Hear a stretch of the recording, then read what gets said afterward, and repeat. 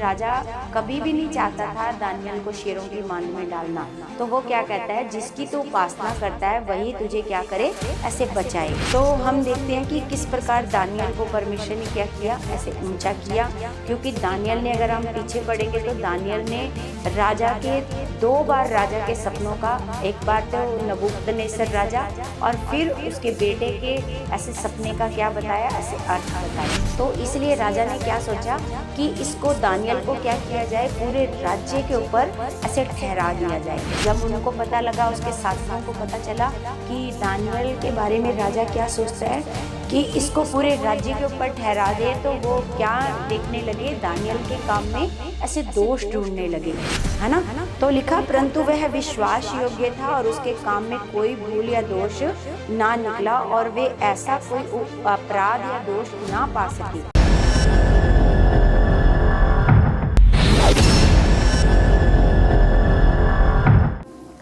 Praise the Lord everyone, God bless you all. परमेश्वर आप सबको बहुत सारी बरकतें और आशीषें मसीह में दे चुके हैं। परमेश्वर की पवित्र हजूरी में कलीसिया हम सब आपका स्वागत करते हैं। तो परमेश्वर का हम धन्यवाद करते हैं आज के सुंदर वचन के लिए, आज के सुंदर समय के लिए हम परमेश्वर का धन्यवाद करते हैं। तो कलीसिया, आज हम खुदा के वचन को सुनने जा रहे हैं। परमेश्वर के वचन में दानियल के बारे में सीखते हैं कि दानियल किस प्रकार परमेश्वर पर भरोसा रखता था और दानियल ने किस प्रकार परमेश्वर के साथ वफादारी करी, है ना। उसने किसी भी बात में कोई भी कॉम्प्रोमाइज़ ऐसे नहीं करा। दानियल की हम वफादारी को देखते हैं और दानियल का जो परमेश्वर पर भरोसा है उसको हम देखते हैं। तो यहाँ पर लिखा है दानियल 1 अध्याय, उसमें लिखा है, यहूदा के राजा यहोयाकीम के राज्य के 3रे वर्ष में बेबीलोन के राजा नबूकदनेस्सर ने यरूशलेम पर चढ़ाई करके उसको घेर लिया। तब परमेश्वर ने यहूदा के राजा यहोयाकीम को परमेश्वर के भवन के कई पात्रों सहित उसके हाथ में कर दिया और उसने उन पात्रों को शिनार देश में अपने देवता के मंदिर में ले जाकर अपने देवता के भंडार में रख दिया। तब उस राजा ने अपने खोजों के प्रधान अश्पनज को आज्ञा दी कि इज़राइली राजपुत्रों और प्रतिष्ठित पुरुषों में से ऐसे कई जवानों को ला जो निर्दोष, सुंदर और सब प्रकार की बुद्धि में प्रवीण और ज्ञान में निपुण और विद्वान और राज मंदिर में रहने के योग्य हों और उन्हें कसदियों के शास्त्र की भाषा की शिक्षा दे। तो यहाँ पर हम देखते हैं कलीसिया, किस प्रकार जो नबूकदनेस्सर राजा था उसने क्या किया, उसने यरूशलेम पर चढ़ाई करी। क्योंकि जब जब इज़राइली लोग परमेश्वर की आज्ञा से बाहर जाते थे तब कोई और दूसरा राजा, है ना, आकर के ऐसे क्या करता था, इज़राइलियों को बंदी बना लेता था, इज़राइलियों को गुलाम बना लेता था ना। तो यहाँ पर हम देखते हैं कि नबूकदनेस्सर राजा ने क्या किया, यरूशलेम पर चढ़ाई करके तो क्या किया, यहोवा के भवन में जितने परमेश्वर के भवन के पात्र थे उनको भी ले जाकर अपने देवताओं के मंदिर में ऐसे उनके भंडार में रख दिया। और उसने ऐसे अपने खोजों के प्रधान को कहा, अश्पनज को कहा कि इज़राइली जो राजपुत्र है, राजपुत्र मतलब बड़े बड़े ओहदे वाले लोग होंगे, राजपुत्र, है ना। राजपुत्रों में से जो सुंदर हों, निर्दोष हों और बुद्धि में प्रवीण और ज्ञान में निपुण, विद्वान, राज मंदिर में रहने के योग्य हों, तो उनको लेकर के आना और उनको क्या करना, कसदियों की भाषा की क्या देनी है, शिक्षा। मतलब वो राजा क्या चाहता है, हमारी जो भाषा है, हमारा जो शास्त्र है उसकी क्या देनी है, इन यहूदियों को ये शिक्षा देनी है ना। तो लिखा है, राजा ने आज्ञा दी कि उसके भोजन और खाने पीने के दाख मधु में से उन्हें प्रतिदिन खाने पीने को दिया जाए। इस प्रकार 3 वर्ष तक उनका पालन पोषण होता रहे। तब उसके बाद वे राजा के सामने हाजिर किए जाएं। लिखा और राजा ने ये भी कहा, है ना, खोजों के प्रधान से कि जो राजा खाना खाता है, राजा दाख मधु पीता है, उसके खाने में से इन जो राजपुत्र हैं उनको क्या दिया जाए, खाने में से दिया जाए और पीना भी उसी में से दिया जाए, है ना। और 3 वर्ष तक उनका ऐसे ही पालन पोषण करना है और 3 वर्ष के बाद उनको मेरे सामने क्या लेकर के आना है ना। तो लिखा उनमें यहूदा की संतान से चुने हुए दानियल, हनन्या, मिशाइल और अज़रिया नामक यहूदी थे, है ना। ये भी इन्हीं में यहूदियों में क्या थे, शामिल थे, जो उन्होंने राजपुत्रों को ऐसे बंदी बनाकर लाए थे। उनमें ये दानियल, अज़रिया और हनन्या और मिशाइल, ये भी उन्हीं में थे, है ना। तो लिखा खोजों के प्रधान ने उनके दूसरे नाम रखे, अर्थात दानियल का नाम बेलतशस्सर, हनन्या का नाम शद्रक, मिशाइल का मेशक और अज़रिया का अबेदनगो। उन्होंने क्या करा, खोजों के प्रधान ने क्या किया, इनके नाम बदल दिए और अपने देवताओं के नाम पर, क्योंकि ये नाम इनके यहूदी नाम थे, है ना, और इनके नाम बदलकर अपने देवताओं के नाम पर ऐसे अपने ऐसे नाम रख दिए। तो लिखा है परंतु दानियल ने अपने मन में ठान लिया कि वह राजा का भोजन खाकर और उसके पीने का दाख मधु पीकर अपवित्र ना होए, इसलिए उसने खोजों के प्रधान से विनती की कि उसे अपवित्र ना होना पड़े, है ना।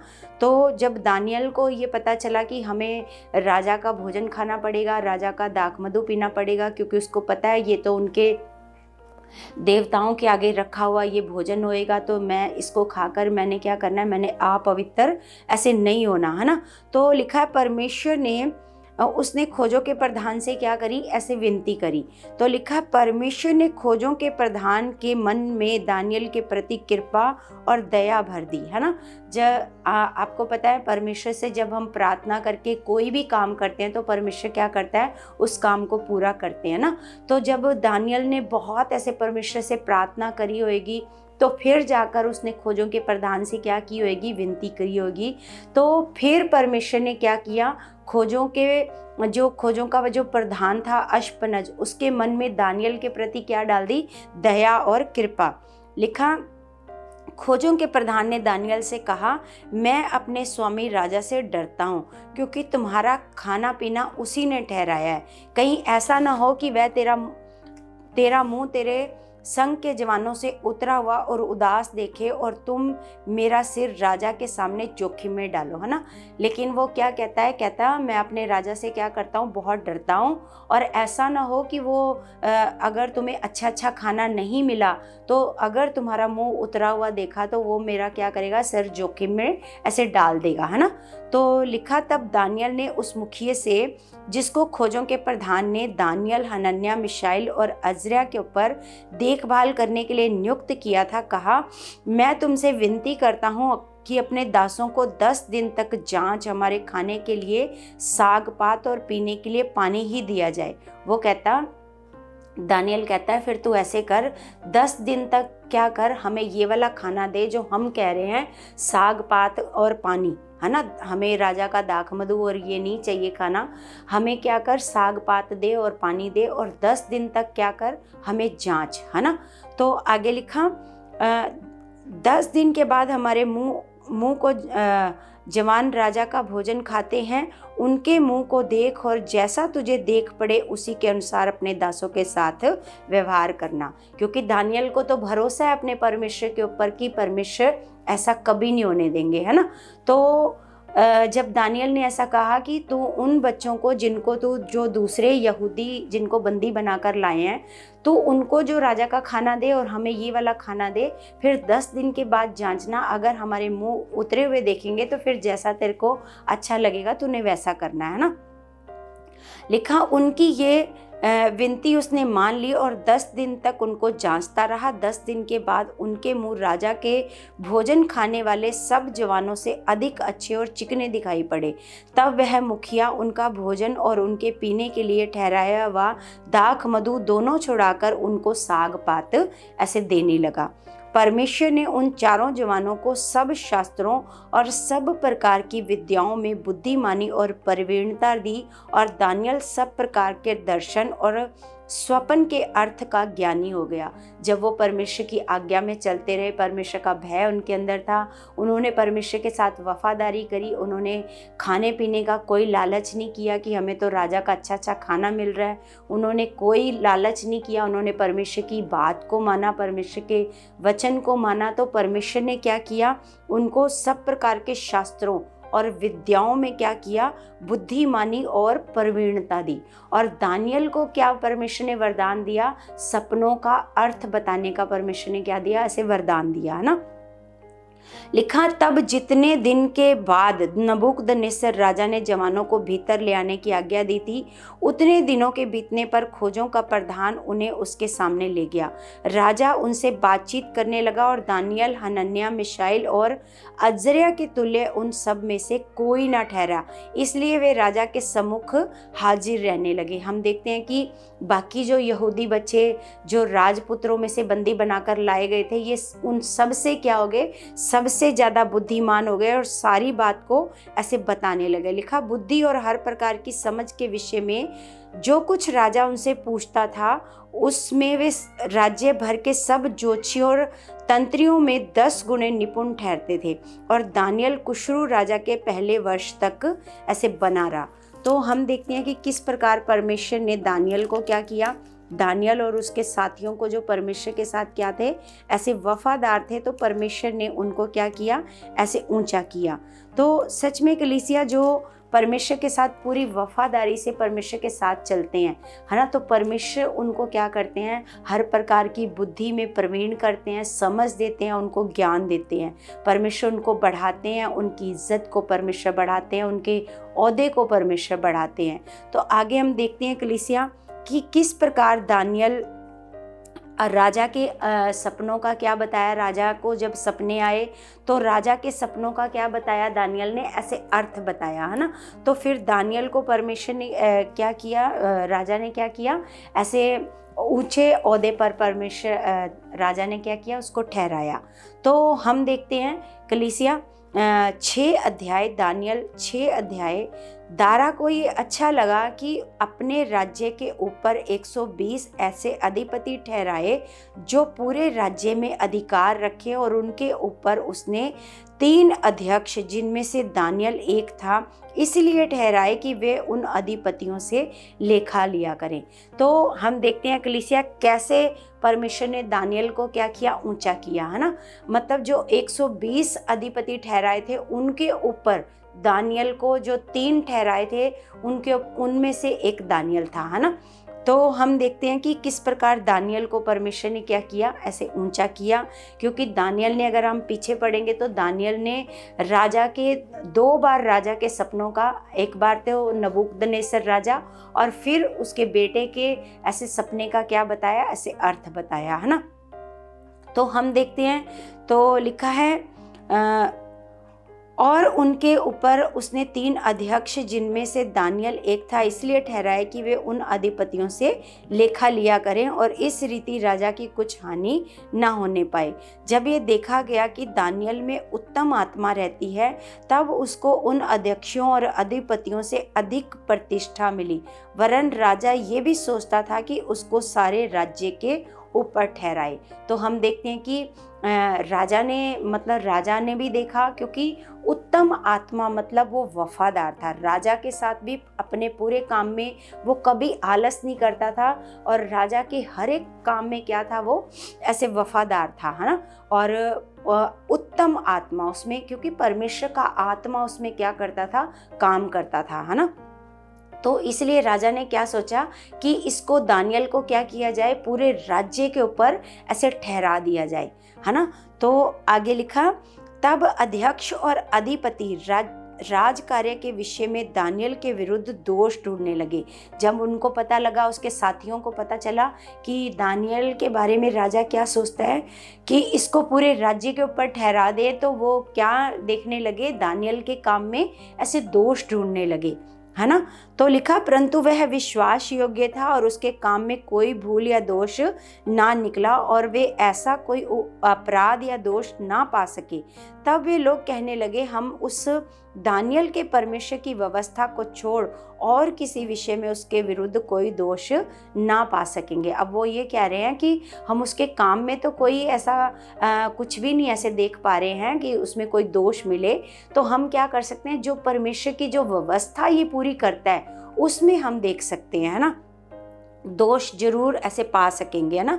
तब वे अध्यक्ष और अधिपति राजा के पास उतावली से आए और उससे कहा, हे राजा दारा, तो युग युग जीवित रहे। राज्य के सारे अध्यक्षों ने और हाकिमों और अधिपतियों और न्यायियों और गवर्नरों ने आपस में सम्मति की है कि राजा ऐसी आज्ञा दे और ऐसी कड़ी आज्ञा निकाले कि 30 दिन तक जो कोई, हे राजा, तुझे छोड़ किसी और मनुष्य या देवता से विनती करे, वह सिंगों की मांद में डाल दिया जाए। तो उन्होंने अब क्या ऐसे प्लानिंग करी। उन्होंने कहा कि सारे अधिपतियों ने, हाकिमों ने, न्यायियों ने, गवर्नरों ने आपस में क्या करी है, सम्मति करी है। सम्मति मतलब उनकी एक मत है, एक सोच है। उन्होंने मिलकर एक प्लानिंग करी है कि 30 दिन तक राजा एक ऐसी आज्ञा निकाले कि कोई भी मनुष्य ना किसी देवता से विनती करे और ना किसी मनुष्य से विनती करे, है ना। लिखा तुझे छोड़ किसी और मनुष्य या देवता से विनती करे, वह सिंगों की मांद में डाल दिया जाए।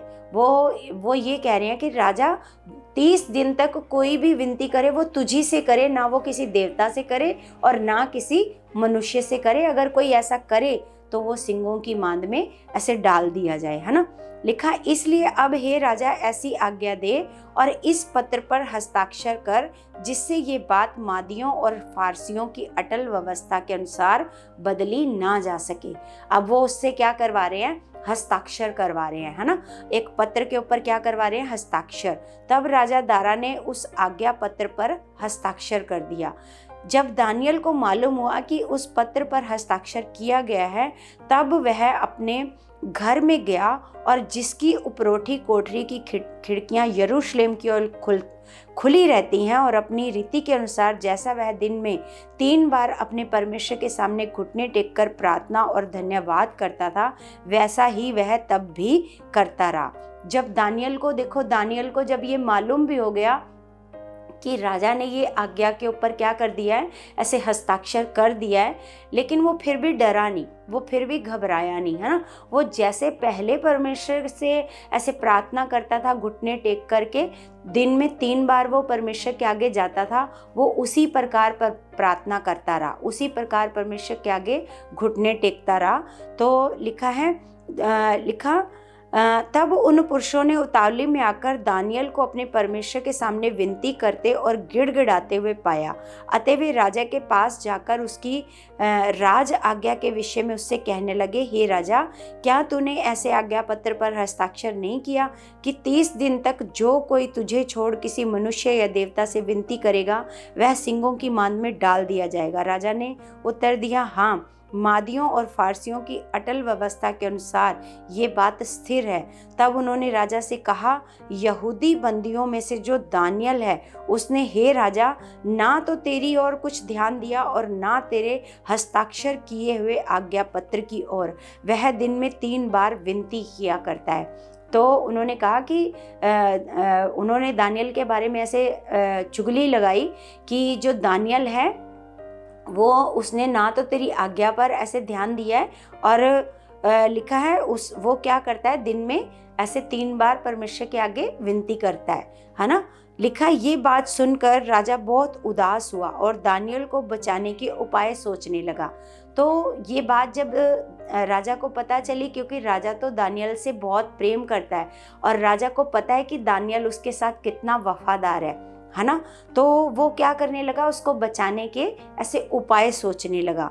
तो लिखा है और सूर्य के अस्त होने तक उसे बचाने का यत्न करता रहा। तब वे पुरुष राजा के पास उतावली से आकर कहने लगे, हे राजा, ये जान रख कि मादियों और फारसियों में ये व्यवस्था है कि जो निषेधाज्ञा या आज्ञा राजा ठहराए वह बदली नहीं जा सकती। उसको फिर से आकर के क्या करवा रहे हैं, वो याद करवा रहे हैं कि फारसियों में और मादियों में ये व्यवस्था है कि जो आज्ञा राजा दे देता है उसको बदला नहीं जा सकता, है ना।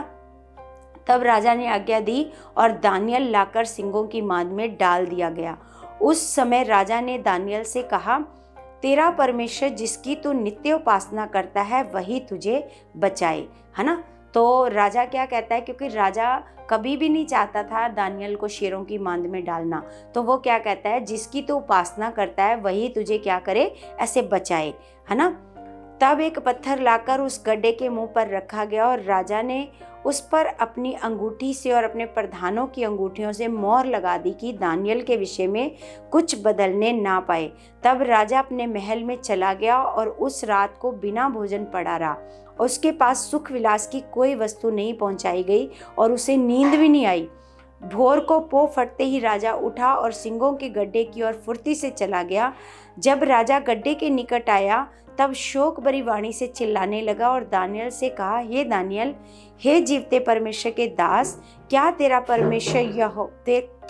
परमेश्वर जिसकी तू नित्य उपासना करता है तुझे सिंगों से बचा सका है?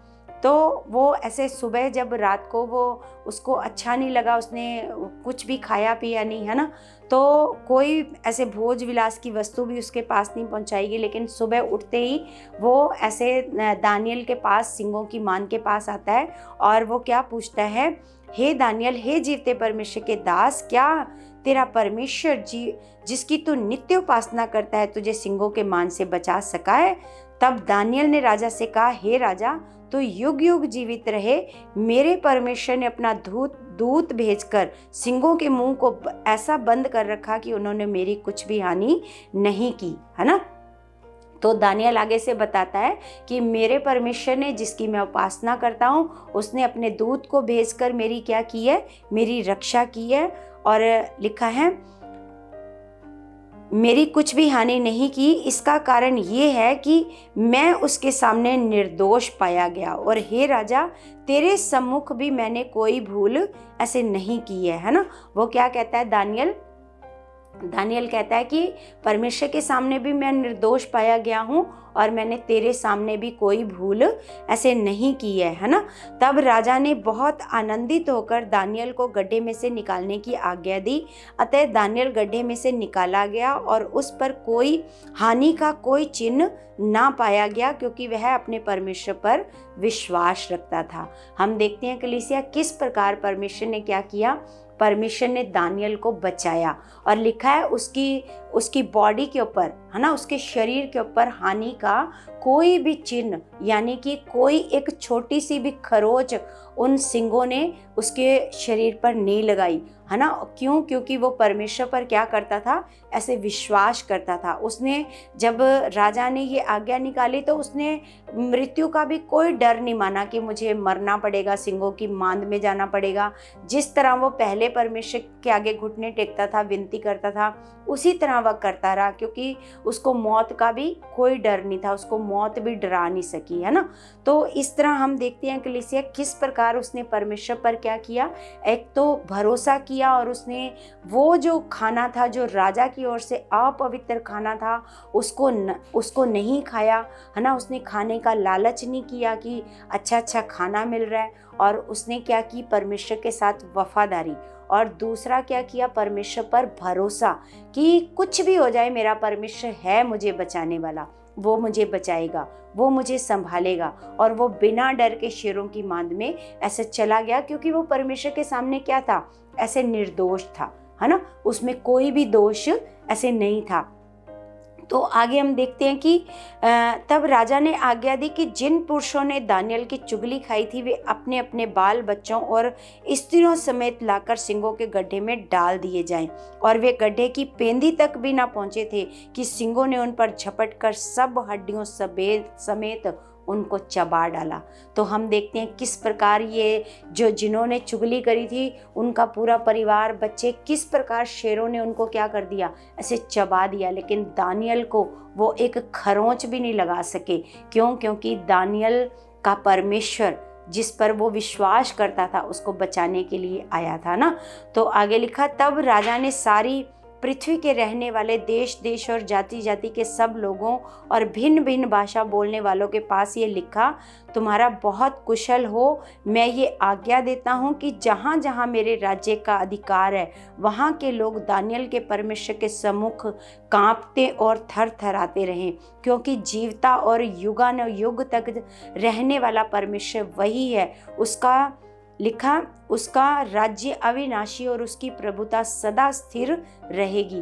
तो राजा ने क्या आज्ञा निकाली, सब जहाँ जहाँ तक उसका राज्य था, उसका अधिकार था, वहाँ पर उसने चिट्ठियाँ भेजकर कहा कि जहाँ जहाँ पर मेरा अधिकार है ना, वहाँ के लोग क्या करेंगे, जो दानियल का परमेश्वर है उसी दानियल के परमेश्वर के आगे कांपते रहेंगे और उसी परमेश्वर के सम्मुख वो थरथराते रहेंगे, क्योंकि यही जीवता और युगाना युग रहने वाला यही परमेश्वर है। क्योंकि राजा समझ गया, क्योंकि इतने बड़े हालात से कोई नहीं बचा सकता, केवल परमेश्वर बचा सकता है ना। तो उसने अपने पूरे राज्य में ऐसा बोल दिया कि यही परमेश्वर है और इसके आगे ही आपने डरना है, थरथराना है, इसके आगे विनती करनी है, क्योंकि यही जीवता और युग युग रहने वाला यही परमेश्वर है और उसका राज्य अविनाशी और उसकी प्रभुता सदा स्थिर रहेगी। जिसने दानियल को सिंहों से बचाया और वही बचाने और छुड़ाने वाला है और स्वर्ग में और पृथ्वी पर चिन्हों और चमत्कारों का प्रकट करने वाला है। इस प्रकार दानियल दारा और कुशरू फारसी दोनों के राज्य के दिनों में सुख चैन से रहा। तो हम देखते हैं कलीसिया कि किस प्रकार दानियल ने क्या किया। दानियल परमेश्वर के साथ भी वफादार रहा और दानियल राजा के साथ भी क्या रहा, ऐसे पूरी रीति से वफादार रहा। तो हम देखते हैं कलीसिया किस प्रकार जो परमेश्वर पर भरोसा करते हैं, परमेश्वर पर विश्वास करते हैं, जरा सा भी हालातों से नहीं डरते, चाहे कैसा भी हालात आ जाए, वो अपनी आराधना और प्रार्थना से कभी पीछे नहीं हटते, वो परमेश्वर में बढ़ते जाते हैं, कभी परमेश्वर का वो इनकार नहीं करते। चाहे उनके सामने मौत भी आ जाए तो परमेश्वर भी क्या करते हैं, उनको हर पल हर समय अपने हाथों में संभाल करके रखते हैं और परमेश्वर उन्हें ऊंचा उठाते हैं। हर समय परमेश्वर उनके साथ रहते हैं, उनके मददगार के रूप में, है ना, उनकी सहायता करते हैं। जो परमेश्वर के साथ क्या रहते हैं, वफादार रहते हैं और परमेश्वर के साथ परमेश्वर पर पूरी रीति से क्या करते हैं, ऐसे भरोसा करते हैं। तो कलीसिया परमेश्वर का हम धन्यवाद करते हैं कि परमेश्वर ने इस वचन के द्वारा हम लोगों के मन को क्या किया, ऐसे उत्साहित किया, परमेश्वर ने हमारे मनों को ऐसे बढ़ाया है कलीसिया। तो सच में हम अपने पिता परमेश्वर का बहुत बहुत धन्यवाद करते हैं और मेरा विश्वास है कलीसिया आज का ये जो वचन है आपको आगे बढ़ने का ये कारण हो चुका है और आपके वफादार बनने का ये कारण हो चुका है। आज का वचन आपको बहुत सारा वफादार बना चुका है, दानियल की तरह आपका भी भरोसा परमेश्वर पर बहुत मजबूत हो चुका है। और मैं विश्वास करती हूँ आज के वचन के द्वारा परमेश्वर ने आपको बहुत ब्लेस किया है यीशु मसीह के नाम से। तो कलीसिया हम सब अपने हाथों को उठाएंगे स्वर्गीय पिता की ओर। स्वर्गीय पिता, मैं आपका धन्यवाद करती हूँ परमेश्वर, आप महान और सामर्थी परमेश्वर हो, आप दया करने वाले, प्रेम करने वाले परमेश्वर हो। पिता, मैं आपके बच्चों के लिए दुआ करती हूँ, प्रार्थना करती हूँ मेरे पिता परमेश्वर जी, मेरे महान पिता परमेश्वर, आप अपने बच्चों को परमेश्वर दानियल की तरह परमेश्वर वफादार बना चुके हो और विश्वास करने वाला बना चुके हो। पिता, इनका भरोसा आप पर और मजबूत हो। पिता, इनका विश्वास आप पर और मजबूत हो मेरे परमेश्वर, ये आप में बढ़ते जाए। पिता परमेश्वर, आप इनके जीवनों से सारे हालातों को, सारी तंगियों को, सारे रोगों को, सारी बीमारियों को आपने ख़त्म कर दिया है मेरे परमेश्वर और आपने अपने बच्चों को बचा लिया, छुड़ा लिया। परमेश्वर, मैं आपका धन्यवाद करती हूँ कि आपने हमारी सारी प्रार्थना का उत्तर दे दिया है यीशु मसीह के नाम से।